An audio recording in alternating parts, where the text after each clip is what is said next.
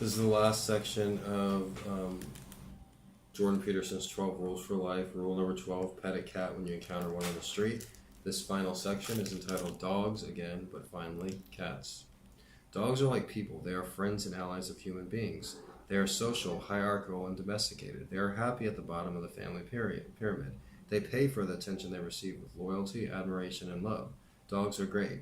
Cats, however, are their own creatures. They aren't social or hierarchical, except in passing. They are only semi-domesticated. They don't do tricks. They are friendly on their own terms. Dogs have been tamed, but cats have made a decision.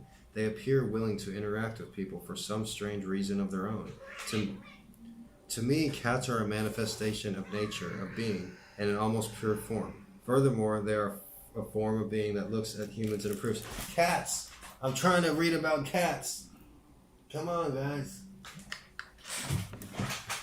That's Moses. There we go. Hey, Moses. She's the good one. The other one, bullies her. Okay. I guess Moses will be in this last section about cats. Across the street, okay. When you meet a cat on the street, many things can happen. If I see a cat at a distance, for example, the evil part of my brain wants to startle it with a psh sound from front teeth over bottom lip. This makes a nervous cat puff up on its fur and stand sideways so it looks larger. Maybe I shouldn't laugh at cats, but it's hard to resist. The fact that they can be startled is one of the best things about them, along with the fact that they are instantly disgruntled and embarrassed by their overreaction. But when I have myself under proper control, I've been down, called the cat over so I can pet it. Sometimes it will run away, sometimes it will ignore me completely because it's a cat, but sometimes the cat will come over to me, push its head against my waiting hand, and be pleased about it. Sometimes it will even roll over and arch its back against the dusty concrete, although cats positioned in that manner will often bite and claw even a friendly hand. Across the street in which I live is a cat named Ginger. Ginger is a Siamese, a beautiful cat with very calm and self-possessed. She is low in the big five personality traits of neuroticism, which is an index of anxiety, fear, and emotional pain. Ginger is not at all bothered by dogs. Our dog, Sicko, is her friend. Sometimes when you call her, sometimes of her own accord, Ginger will trot across the street, tail held high with a little kink at the end. Then she will roll on her back in front of Sicko, who wags his tail happily as a consequence. Afterward, if she feels like it, she might come visit you for half a minute. It's a nice break. It's a little extra light on a good day, and a tiny respite on a bad day. If you pay careful attention, even on a bad day, you may be fortunate enough to be confronted with small opportunities of just that sort. Maybe you will see a little girl dancing on the street because she is all dressed up in a ballet costume.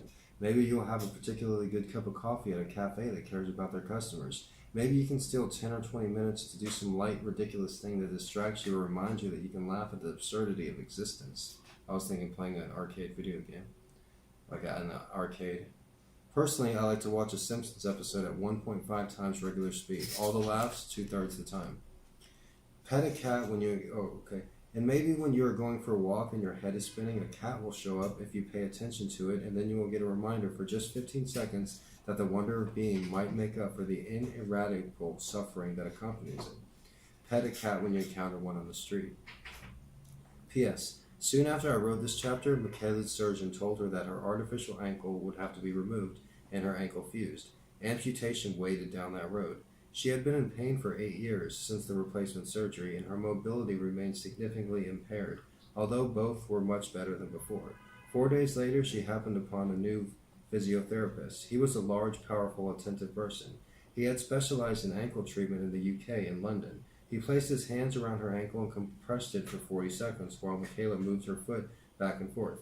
A mispositioned bone slid back where it belonged. Her pain disappeared. She never cries in front of a medical personnel, but she burst into tears. Her knees straightened up. Now she can walk long distances in her trapeze around her bare feet. The calf muscle on her damaged leg is growing back. She has much more flexion in the artificial joint.